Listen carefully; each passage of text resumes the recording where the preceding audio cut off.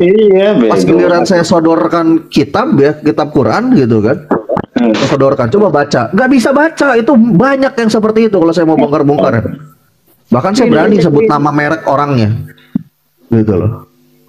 Ya itulah, maksud gue gini juga bang, bener bang yang lo bilang bang. Maksud gue juga, ngapain sih orang mualaf itu ya, lu bukannya belajar kitab yang lama lagi, lu belajar dalemin yang kitab kita ini, kan begitu ya harusnya ya. Ini malah tujuannya malah ke situ, kan aneh. Iya, dan yang di TikTok ya, ini banyak yang model mentalnya kayak si Kain nama satu ini banyak.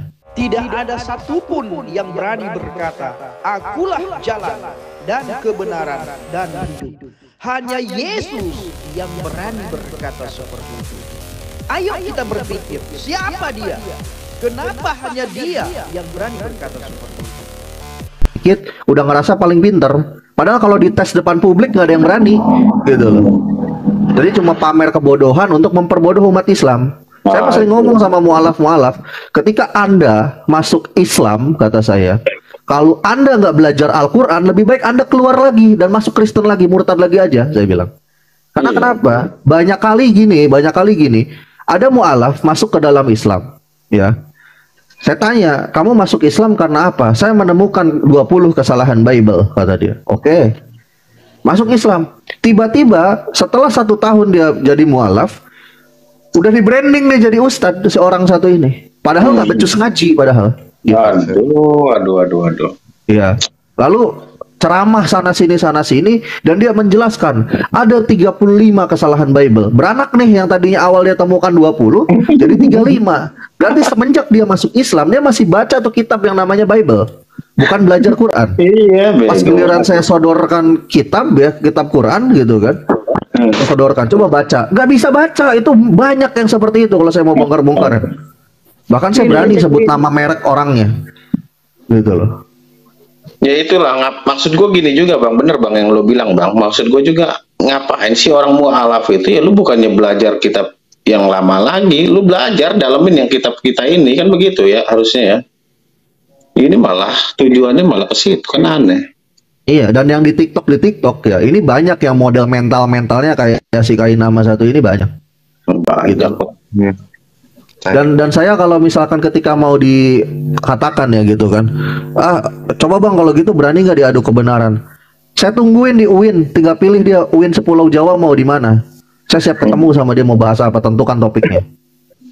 Gak usah di live kan, tertutup aja, kita panggil lah salah satu simpatisan orang soleh gitu kan buat jadi saksi. Kita lihat seberapa dalam isi kepala dia. Saya sangat berani melakukan itu. Tinggal pilih mau di UIN mau di UMU, bebas. Gitu loh. Waduh, nih roomnya adu domba. Ya dia kan oten, makanya dia adu domba kan dia, gimana sih? Asyhadu an la ilaha illallah wa asyhadu anna Muhammadar Rasulullah, ya Allah. Sadat lagi salat subuh Loh, kok syahadat itu bukannya pakai syahadat itu nih saya? Ya, laki sholat subuh dulu sana buat tungguin ini romo. Ya, harusnya yang namanya muslim ya, yang namanya muslim beneran. Ini muslim beneran nih, bukan muslim ngakunya muslim gitu kan di online ya, bukan ya. Iya. Namanya sesama muslim itu kewajiban yang paling intinya satu, selain tolong menolong ya gitu loh sesama, yaitu apa? Saling mengingatkan dan mengingatkan di kala sepi. Nah, ketika ditimpalinnya ya, kalau orang udah star syndrome itu kan setengah ODGJ sebenarnya. ODGJ memang itu baper, diangkat di live biar pengikutnya mengakomodir kebencian dia, ketidaksukaan dia. Nah terkadang mustaminnya bego juga gitu loh, netizennya kebawa juga gitu loh, nggak mau mengkaji gitu.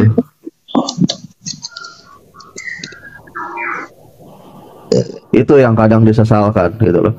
Makanya saya mah jujur aja gitu loh. Kalau ini semakin buruk, saya mau bom namanya dunia persilatan ini. Iyalah. Nanti saya akan bongkar-bongkar gitu loh. Ini tuh gibah kebenaran, Pratiwi. Gibah kebenaran. Bang Ben, bener gak tuh Bang Ben? Ada gibah kebenaran? Iya. Apa perlu? Ini perlu on cam nggak? Gua mau sholat subuh nih, Mbak Pratiwi. Goblok. Enggak, emang Cipluk ini dia wanita Syiah emang dia. Enggak benar. Jangan nanti besok dia diserang kan. Tahu gak? Dia tuh sering masuk roomnya Papa Jahat, roomnya BAB, roomnya Kakak Mary Chris. Gini masuk roomnya Bang Billy. Dia mesti buset. Gini Pratiwi, saya kasih satu tanggapan gini. Ketika ngadapin orang yang tidak punya adab, bahkan tidak waras, itu nggak perlu pakai cara yang waras. Itu prinsip saya. Gak usah mengklaim gini lah. Sikapi mereka bang, mereka sesama muslim. Saya dipaksa harus menyikapi dia sesama muslim, sedangkan dia sendiri tidak menyikapi saya saudara muslimnya. Kan lucu jadinya. Nah, kecuali Pratiwi bisa mengatakan demikian kepada mereka, silakan. Gitu loh. Kalau saya orang yang biasa acting saya, gitu loh. Saya kan selama ini aja saya nggak pernah namanya ngaku. Yang lain itu kebanyakan cuma tahu kopas sana, cuma pamer sensasi. Saya teriak-teriak kayak gitu kan cuma baru sekarang gitu loh. 3 tahun yang lalu sampai bahkan 4 tahun yang lalu saya tutup mulut, nggak buka mulut gitu loh. Saya cuekin aja. Itu udah cukup jaga adab saya gitu loh. Tapi untuk kali ini ya mohon maaf gitu, memang perlu dibongkar. Iya, apalagi di room Oten. Ini kan si Green kan Oten dia. Ngomong suwe Green. Jadi ya mohon maaf gitu loh. Kalau mereka sendiri gak bisa jaga adab, jangan paksa saya harus beradab dengan mereka gitu loh. Karena saya akan berlaku seperti cermin gitu loh. Ketika dia pamerkan tidak beradab, saya juga akan tunjukkan cara tidak beradab gitu loh. Tapi kalau saya tidak beradabnya masih bisa memberikan edukasi gitu loh. Makanya ya saya selalu katakan sama Ikhwan Fillah semua, ketika kita temukan orang-orang soleh kita berbicara penuh sensasi namun nol esensi, ya husnuzon saja. Mereka juga lagi nyari esensi dari yang mereka bicarakan. Buat yang nalarnya panjang pasti akan komen ke saya langsung gini, berarti bang maksud abang bego dong. Karena kenapa? Cuma orang bego yang ngomong penuh esensi, penuh sensasi tanpa esensi dari yang dia bicarakan. Itu cuma orang bego. Ya silakan ditafsirkan sendiri lah gitu kan, kayak gitu. Tadi dia nggak dengerin kali bang yang rekamannya Ustadz itu. Iya, kan udah dikasih tahu tadi jalurnya. Bahkan tadi saya tunjukin ya, ini saksi nih semua nih ada di sini. Dari menit awal saya play sampai menit akhir, kebaca kan itu cuma ngomongin saya doang tuh selama 8 menit gitu. Makanya. Dari awal. Ada seorang muslim. Ya. Itu live. Live itu saat live. Ada orang yang terlahir muslim, kata dia. Masya Allah, menguasai Hebrew, ngerti ini, bahkan dia bisa membedakan itu selebar apa bukan. Coba siapa di dunia kristologi ini selain saya? Dedi Wijaya tuh. Sampai kepada menit ke-8 kita dengar bersama disebut mereknya, iya toh?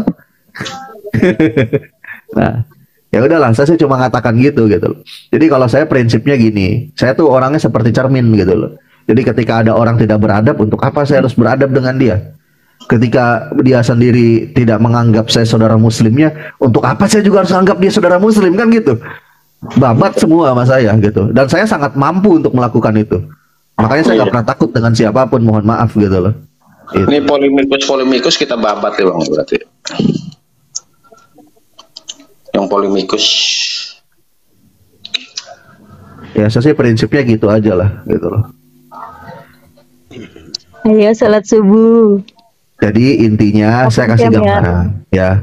Orang-orang soleh itu demikian. Banyak yang mentalnya kayak gitu. Dikritiknya di belakang nih. Kita udah ngikutin mazhab Syafi'i yang bener. Tapi baper gitu loh, minta dukungan para minionnya ya, dengan ngomong di live kayak tadi tuh contohnya. Itu 2019 saya udah rasakan hal yang seperti itu. Tapi ya mohon maaf, saya nggak pernah takut dengan minionnya. Bila perlu ya, figur yang dipuja sama minionnya saya tumbur sekalian gitu loh. Makanya saya nantangin waktu sama Kak Inama. Ketika Anda ngerasa benar, saya tunggu kamu mau ngobrol sama saya soal ini di UIN mana. Tapi udah 3 tahun mau 4 tahun dengan alasan saya nggak mau debat dengan sesama muslim. Ini bukan debat kata saya. Kita diskusi akademis. Kita hadirkan satu pembanding yang ahli. Jadi yang keropok saya apa Anda gitu kan. Maka mohon maaf dalam kacamata saya ya, orang terkenal itu nggak berarti dia nggak bodoh gitu. Yang bodoh banyak sebenarnya. Mungkin itu aja saya sebelum sholat subuh. Iya bang, kita sholat subuh dulu lah bang. Standby saya ya, mau subuhan dulu.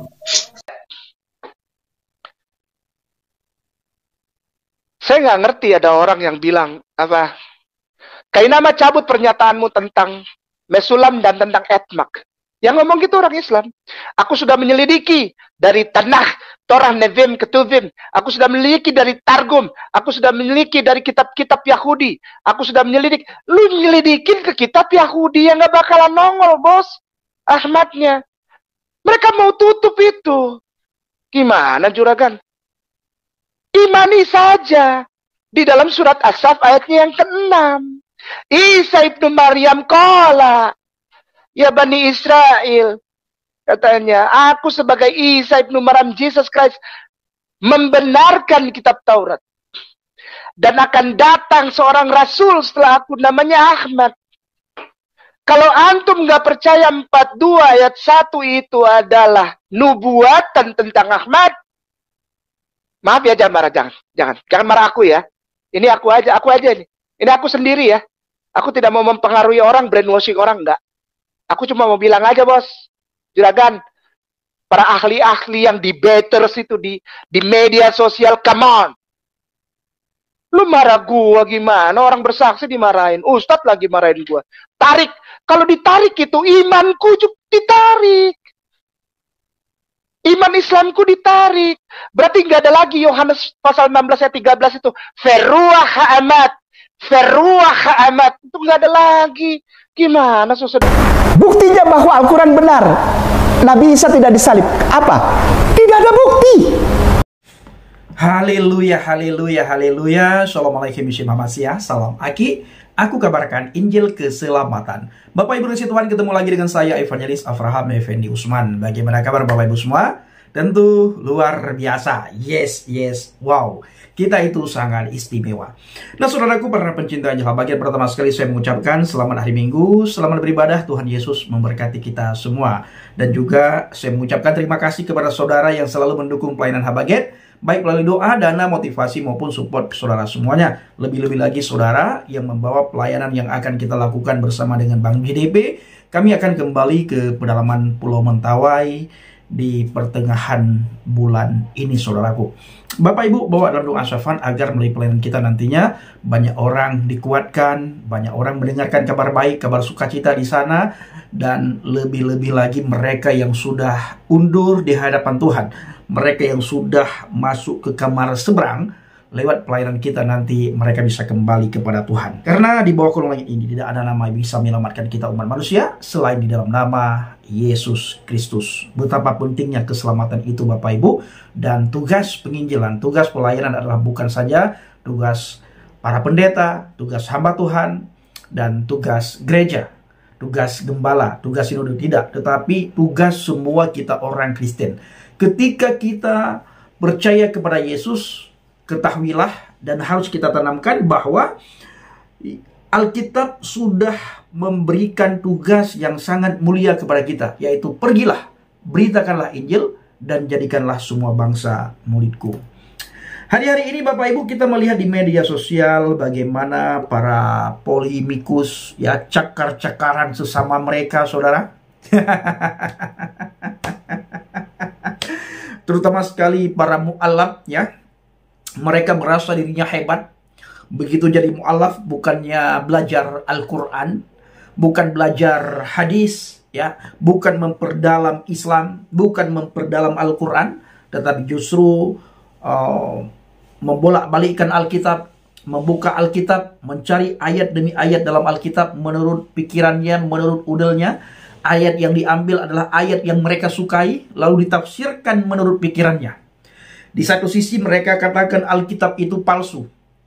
Alkitab sudah diubah-ubah. Tetapi di sisi yang lain, tanpa pernah mereka sadari, di kitab yang sudah mereka anggap palsu, mereka cari ayat-ayat tertentu dan dijadikan ayat-ayat tertentu tersebut sebagai pembenaran imannya. Salah satunya adalah yang sangat sering diambil itu dalam kitab Kidung Agung, ya. Dalam kitab Kidung Agung mereka berkata ada satu ayat di kitab Kidung Agung tersebut menubuatkan tentang nama junjungan kami, nama nabi kami, nama rasul kami. Tapi di sisi lain Alkitab dipalsukan. Jangan boleh lagi baca Alkitab. Tidak boleh lagi baca Alkitab. Haram baca Alkitab. Karena Alkitab sudah dipalsukan.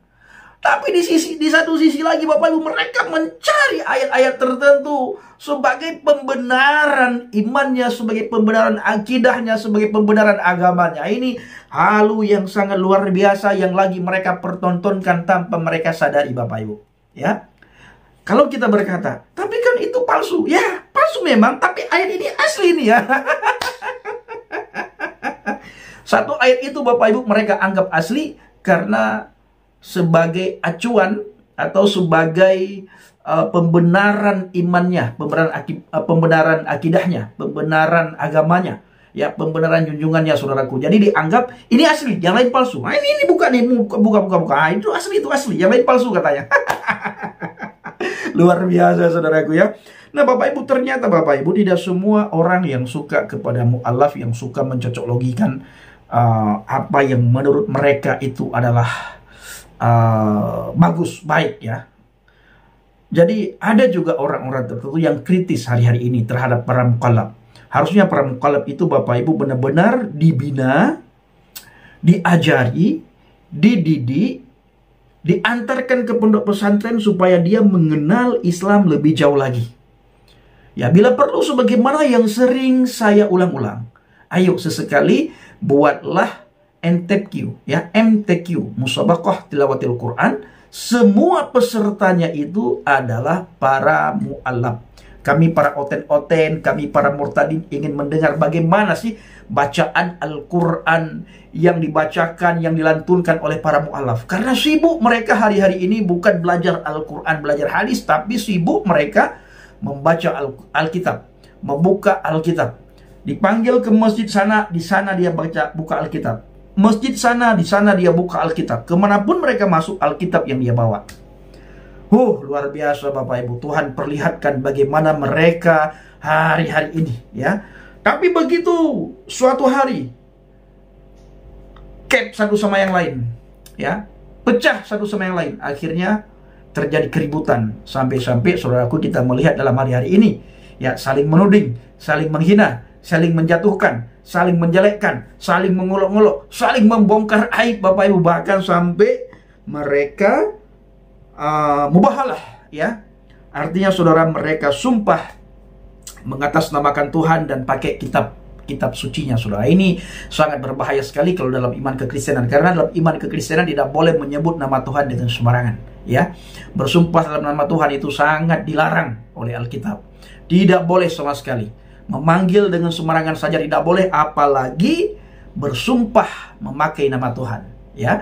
Kami dalam kekristenan itu boleh memanggil nama Tuhan, tapi yang tidak boleh adalah memanggil dengan sembarangan. Jadi orang Kristen itu tidak boleh latah memakai nama Tuhan ya. Latah sedikit-sedikit, sebut nama Tuhan, sedikit-sedikit sebut nama Tuhan, sebentar-sebentar panggil nama Tuhan, sebentar-sebentar sebut nama Tuhan, dan jangan memanggil nama Tuhan dengan kesia-siaan. Nah, yang sering kita melihat di media sosial dalam hari-hari ini Bapak Ibu. Nah, saudaraku yang dikasihi Tuhan, para pencinta Anjing Bahagia, saya ingin membacakan satu firman Tuhan bagi kita semuanya dalam 1 Korintus 1 ayat 18. Sebab pemberitaan tentang salib memang adalah kebodohan bagi mereka yang akan binasa ya.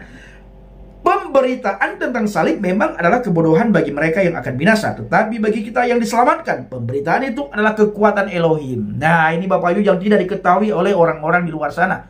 Makanya sering sekali kami para pemberita Injil ya, kami para murtadin, orang-orang yang lahir baru dalam kekristenan, bertobat baru Bapak Ibu, itu sering dihina. Nah, sering sekali kami dapat penghinaan, dapat pencemoohan daripada mereka, saudaraku. Makanya hari ini saya pakai salib, 2 salib Bapak Ibu ya. 2 salib saya pakai karena ketika saya live di TikTok itu banyak sekali orang-orang tertentu menghina, mencaci maki saya Bapak Ibu. Jadi saya pakai salib itu banyak Bapak Ibu ya.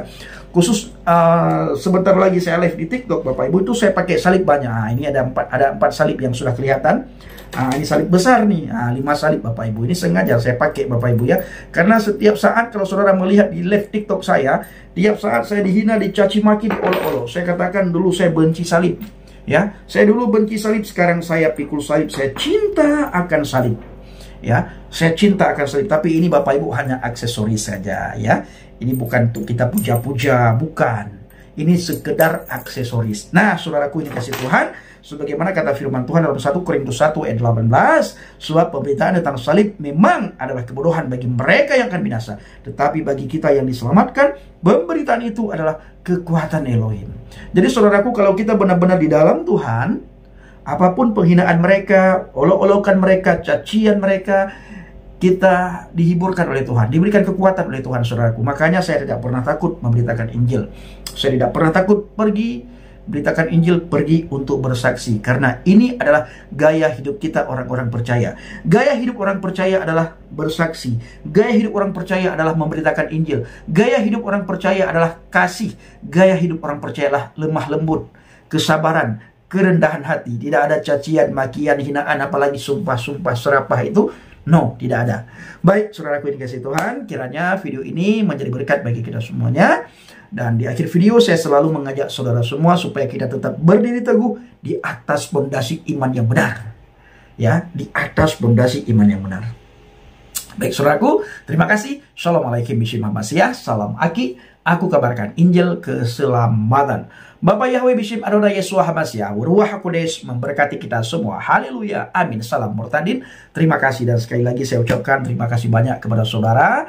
Dan Bapak Ibu bawa dalam doa syafaat pelayanan yang akan kita lakukan di bulan Januari ini. Kita berangkat lagi ke pedalaman Pulau Mentawai. Bapak Ibu dukung dalam doa ya. Saya sangat membutuhkan dukungan saudara semuanya. Karena tanpa saudara, tanpa Tuhan memakai saudara, saya bukan siapa-siapa. Jadi mari kita bahu-membahu memberitakan Injil, bergandengan tangan, bekerja sama dan bekerja bersama-sama di ladang misi. Terima kasih.